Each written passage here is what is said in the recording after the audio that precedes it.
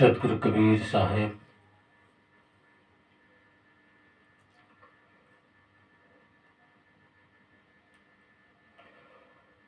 जी जब साखी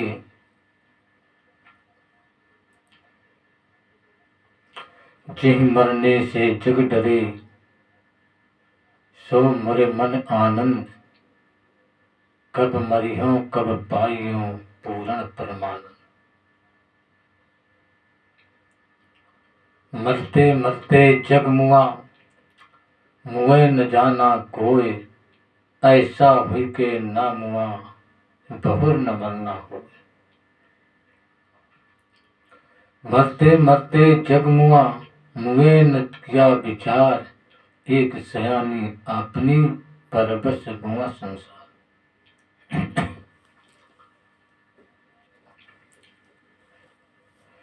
सतगुरु कबीर साहब की ये सोच कितनी महान है।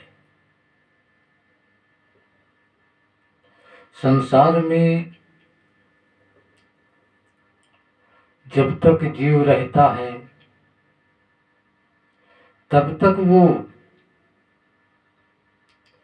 आनंद तो भले क्षणिक आनंद पा लेता है,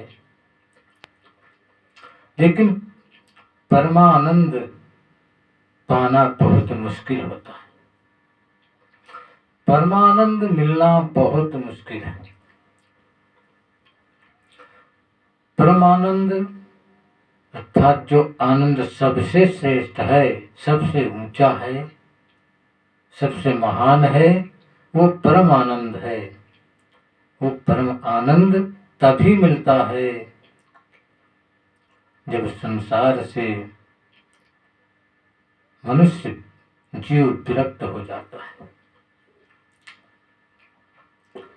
सारे विषयों से अलग हो जाता है, विषय आसक्ति से भी मुक्त हो जाता है और शहंशाह बन जाता है। शहंशाह कब बनता है? जब उसके पास किसी चीज की कमी ना हो, तब बनता है। इसी बात पर सतगुरु कबीर साहब ने कहा है कि आशा तृष्णा ना रही मनुआ बेपरवाह जाको नहीं कछु चाहिए सो साहन परिसा। जिसके पास कुछ चाहत बनी रहती है उसके पास कमियां रहती हैं, उसका कभी पूरा होता ही नहीं है। इसलिए जब उसे पूरा नहीं होगा तो उसको सुख कहाँ मिलेगा, उसको आनंद कहाँ मिलेगा। वो पूरा करने में ही चिंतित रहता है, व्यस्त रहता है, आशा बनी रहती है पूरा करने के लिए, कब पूरा हो कब पूरा। अब जिसके अंदर किसी प्रकार की आशा नहीं रह गई, कोई तृष्णा नहीं रह गई, उसको क्या चाहिए? उसको कुछ नहीं चाहिए, तो उसका पूरा। जिसके अंदर ये विचार आ जाए, ये दृढ़ विश्वास हो जाए, दृढ़ भावना हो जाए कि मुझे कुछ नहीं चाहिए, न धन चाहिए, न दौलत चाहिए, न जीवन चाहिए, न मरण चाहिए, न सुख चाहिए, न दुख चाहिए, कुछ नहीं चाहिए। न मोक्ष चाहिए, न मुक्ति चाहिए, न जीवन चाहिए, कुछ नहीं चाहिए। जब कुछ चाहना नहीं रह जाएगी, न भगवान चाहिए, न परमात्मा चाहिए, न किसी के दर्शन चाहिए, न किसी का संग चाहिए। जब उसके अंदर ऐसी कोई चीज की मांग नहीं होगी, किसी चीज की चाहत नहीं होगी, तो उससे बड़ा सुखी और आनंदित कौन होगा? उससे बड़ा राजा कौन होगा? उससे बड़ा शहंशाह कौन होगा? कोई नहीं हो सकता है। इसलिए कबीर साहब कहते हैं कि जिसके अंदर कुछ ना चाहना रह जाए वही तो परम आनंद को पा सकता है। वही कहते हैं, जय मरने से जग डरे सो मोरे मन आनंद। जिस मृत्यु से संसार डरता है और मरना नहीं चाहता है, डर रहा है, वो मेरे लिए तो बहुत आनंद का समय है, अवसर है। मैं तो चाहता हूं कब मैं मरूं, कब मेरा इस संसार से मुक्ति हो जाए और पाऊं पूर्ण परमानंद। जिस दिन ये शरीर छूट जाएगा, ये जीवन इस संसार से अलग हो जाएगा, विरक्त हो जाएगा, तभी पूर्ण आनंद मिलेगा। पूर्ण परमानंद, श्रेष्ठ आनंद की प्राप्ति तभी होती है जिसके अंदर दुख और सुख ना हो, कामना कुछ ना हो। वही तो पूर्ण आनंद है। जब शरीर छूट जाता है, जीव इस देह से मुक्त हो जाता है, मुर्दा हो जाता है शरीर। उस मुर्दे को क्या चाहिए? उसको कुछ नहीं चाहिए। वो किसी चीज की आशा तृष्णा नहीं करता है, न सुख की न दुख की, उस पर कोई प्रभाव होता ही नहीं है। तो पूर्ण आनंदित रहता है वो समय उसका। जैसे साहब कहते हैं कि कब मरियो कब पाइयो, कब मैं भी मर जाऊं।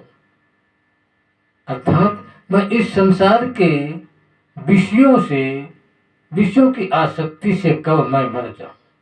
मेरे अंदर से ये सारे विषय कब निकल जाएं, ये चाहत कब चली जाए, ये कामनाएं कब चली जाए, ये मोह का जो जाल है कब मिट जाए मेरे अंदर से। ये मोह जाल मेरे अंदर से बाहर हो जाए, विषय मुझसे दूर हो जाए, तो फिर क्या है मुझे, फिर कौन क्या चाहिए?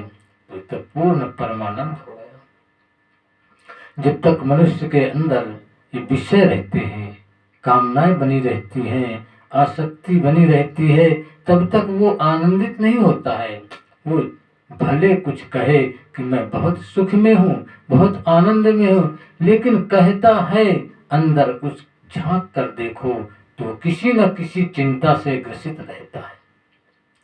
कोई न कोई कामना उसके अंदर बनी रहती है, कोई न कोई विषय उसके अंदर बना रहता है। तो वो विषयों से मुक्त कहाँ हुआ? विषयों से मरा कहाँ? कामनाओं से मरा कहाँ? और जब तक वो कामनाओं से, विषयों से नहीं मरता है, तब तक उसे पूर्ण परमानंद नहीं प्राप्त होता है। इसलिए साहब ये नहीं कहते हैं कि जीवन से मर जाए, शरीर से मर जाए, देह से मर जाए, ऐसा नहीं कह रहे हैं। उनका कहने का मतलब है कि मैं ये संसारिकता से कब मुक्त हो जाऊं, इन विषयों की आसक्ति से कब मैं मुक्त जाऊं, मर जाऊं, तो मुझे आनंद प्राप्त हो जाए। मरते मरते जग मुआ, मुए न जाना कोई।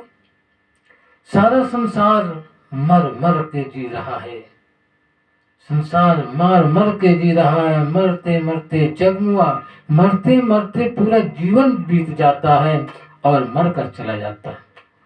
जीवन भर तो मरता है और अंत में शरीर से भी मर जाता है, देह से भी मर करके चला जाता है। और मुए न जाना को, लेकिन वो ऐसा न जान पाया कि मुए मरते मरते वो कुछ जाना ही नहीं। क्या नहीं जाना? कि कैसे मरना चाहिए, इस विषय में न जाना। मरने का ढंग न जाना कि क्या करके मरे, कैसे मरे कि हम पूर्ण आनंद को पा जाएं। मरते मरते जग मुआ, मुए न जाना कोई। ऐसा हुई के ना मुआ कि बहुर न मरना। ऐसा हो करके, ऐसी कमाई करके, ऐसा वो जिन करके मरा कि फिर बार बार मुझे मरना ना पड़े। कबीर साहब ये कहते हैं कि ऐसा हो के ना हुआ। ये संसार हर समय किसी न किसी कामना में मरता रहता है और मर मर के सारा जीवन बिता देता है, लेकिन वो ये नहीं समझता कि मुझे कैसा मरना चाहिए। इसके विषय में कोई विचार नहीं रहता कि मुझे कैसा मरना चाहिए कि फिर बार बार मैं न मरूं, बार बार मृत्यु से मैं बच जाऊं, ऐसा साहब का कहना है।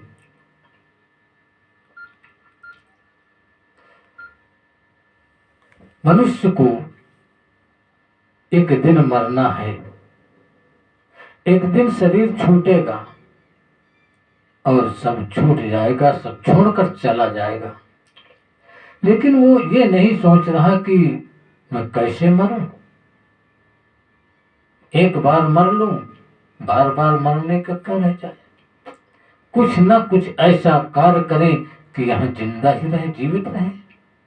शरीर किसी का नहीं रहता है, लेकिन उसकी कुछ न कुछ छाप रहती है, जिंदा रहता है। आज संसार में राम, कृष्ण, कबीर, बुद्ध, बहुत से महापुरुष ऐसे हुए। क्यों महापुरुष हो गए? क्यों?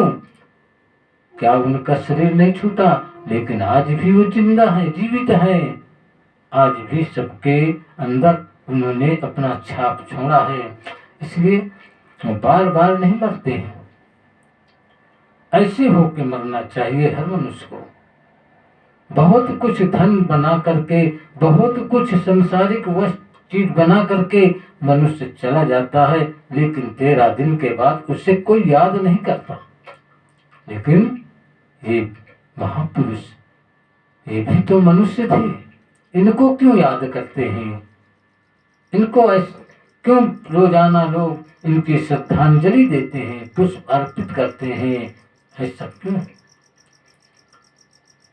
वो बार बार मरने का काम नहीं किया, वो जीवन में ऐसा काम करके गए हैं कि आज भी वे जीवित हैं। ऐसा होके न हुआ। ऐसे मनुष्य को सोचना चाहिए कि मैं ऐसे मरूं, ऐसे जीवन का त्याग करूं, ऐसे ही मैं संसार से मैं जाऊं कि कुछ ऐसा करके जाऊं कि मुझे फिर बार बार मरना न पड़े। लेकिन इस पर विचार नहीं किया। तभी साहब ने कहा, मरते मरते जग मुआ, मुए न किया विचार। मरते मरते तो सारा संसार मर मर के जा रहा है, लेकिन मरते मरते विचार नहीं करा कि मैं किस प्रकार से मरूं। अरे कुछ विचार करना चाहिए कि मरना तो है, लेकिन मैं कैसे मरूं, किस तरह मरूं, कैसे शरीर छोड़ूं, कैसे यहाँ से जाऊं। तो इस पर विचार करके वैसा ही कर्म करना चाहिए। लेकिन ऐसा कोई नहीं करता है। खाया पिया कमाया और भौतिकता का संसार बनाया। भौतिकता के संसार में क्या बनाया? धन एकत्रित किया, घर मकान बिल्डिंग बना दिया, घर खेत बना दिया। यही तो भौतिकता का संसार का बनाना है। ये बना करके और मर के चला गया। बाद में क्या हुआ? लेने वाला ले लिया, 13 दिन के बाद भुला दिया। कोई नहीं याद करता है। इसलिए ऐसा करके मरे। सब बनाए, संसारिकता के लिए भी जरूरी है, जीवन के लिए जरूरी है, लेकिन ऐसा भी कुछ विचार करें, ऐसा भी कुछ बना के जाएं कि कोई तुम्हें भूले नहीं। जब आया जगत में, मैं सब हंसे मैं रोए, मैं रहा रोए। ऐसा हो के जाऊं कि मैं हंसूं जग रोए। जब मैं इस संसार में आया, जन्म लेता है बच्चा, तब सब लोग हंसते हैं, लेकिन वो बच्चा रो रहा था, वो रोता है। तो जब आया था तो सब हंस रहे थे, मैं रो रहा था। क्यों रो रहा था? कि कहाँ आ गया, क्या हो गया, कैसे हुआ, मुझे कहाँ इस मृत्यु लोक में आ गया। लेकिन फिर भी ऐसा करके जाए कि हंसते हंसते मरे, हंसते हंसते इस संसार से जाएं। लेकिन संसारी हमारे जाने में आंसू बहाए रोए। ऐसा ना हो कि ये कहे कि अच्छा हुआ भले मर गया। ऐसा ना, सब ये सोचे कि बहुत अच्छा था, बेचारा मर गया। अब एक देवता चला गया, एक महापुरुष चला गया। ऐसे कह करके लोग रोए। ऐसा होके मरना चाहिए। श्री साहब इसीलिए बार बार कहते हैं कि ऐसा विचार करो, ऐसा कुछ कर्म करो जिससे कि तुम्हें मरने में दुख ना हो और खुशी से शरीर छूटे, और शरीर छूटने के बाद भी शरीर ना रहेगा लेकिन तुम तो जिंदा रहोगे। तुम तो सबके अंतःकरण में निवास करोगे, सबके मन में निवास करो। ऐसा हो के मरना चाहिए, कुछ छाप छोड़ के जाना चाहिए। आज महापुरुषों की यही छाप ही तो आज यादगार बना देती है। लोग सीखते हैं उनसे, जो महान पुरुष चले गए उनसे लोग सीखते हैं कि उन्होंने क्या किया है, क्यों आज उनकी महिमा हो रही है। उनसे सीख लीजिए। महापुरुषों से कुछ मिलने वाला नहीं है, सिर्फ मिलना है तो सीख मिलना है, उनके चरित्र का ज्ञान होना है। कैसा चरित्र था उनका, कैसे संसार के लिए किया और कैसे जीवन को जिया, ये सीखना है। लेकिन आज कोई सीखता नहीं है। उनकी गाथाएं पढ़ता है, उनके पुराणों को पढ़ता है, उनकी किताबों को पढ़ता है, उनके ग्रंथों को पढ़ता है, रामायण पढ़ता है, गीता पढ़ता है, सब कुछ पढ़ता है, लेकिन उसमें उन्होंने अपना जो चरित्रिक वर्णन किया है उस वर्णन पर विचार नहीं करता, उसको नहीं सोचता है कि हम भी ऐसे ही अपने जीवन को बनावें, ऐसे ही हम भी अपने चरित्र को बनावें। उनसे धन मांगता है, उनसे मकान मांगता है, उनसे पुत्र मांगता है, क्या वो इसीलिए आए थे यही देने के लिए? ये तो एक प्राकृतिक स्वाभाविक नियम है, नियम अनुसार ही सब चीज की प्राप्ति होती है, प्राप्ति हो रही है। यदि नियम के मुताबिक नहीं चलेंगे तो कितना भी पूजा पाठ कर ले कुछ नहीं मिलने वाला है। इसलिए महापुरुषों का जीवन चरित्र देख करके हमको उसी तरह अपने आप को बनाना चाहिए। यही उनकी महिमा है, यही एक मार्ग ही तुम्हारे उद्धार का कारण बनेगा। इसीलिए कहते हैं सबसे कि मरो, मरना सबको है, कोई बचेगा नहीं। जिसने जीवन पाया है, जो संसार में आया है, शरीर धारण किया है, एक दिन उसे जाना पड़ेगा। लेकिन ऐसा जाओ, इस पर कुछ विचार करो कि लोग याद करें, ऐसा विचार करके जाइए। यही महानता है, यही सबसे बड़ा जीवन का लक्ष्य होता है।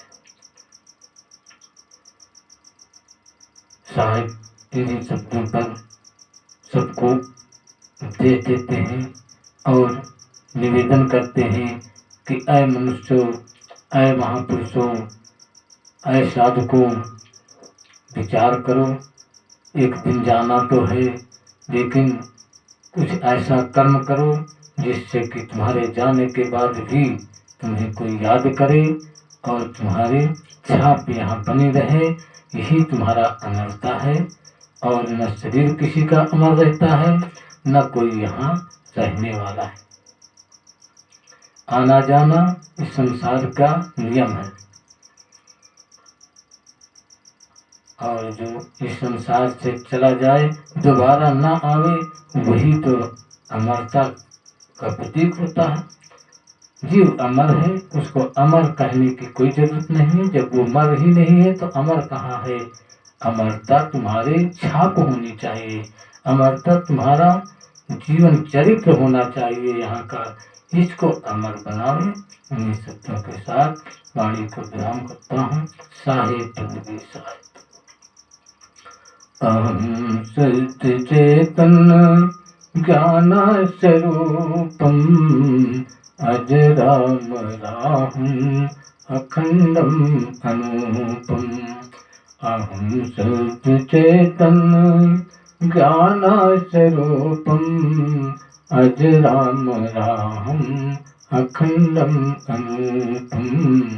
अहं सत्य चेतन ज्ञानाय स्वरूपम् अजराम राहम अखंडम रूपम अहं शुद्ध चेतन ज्ञान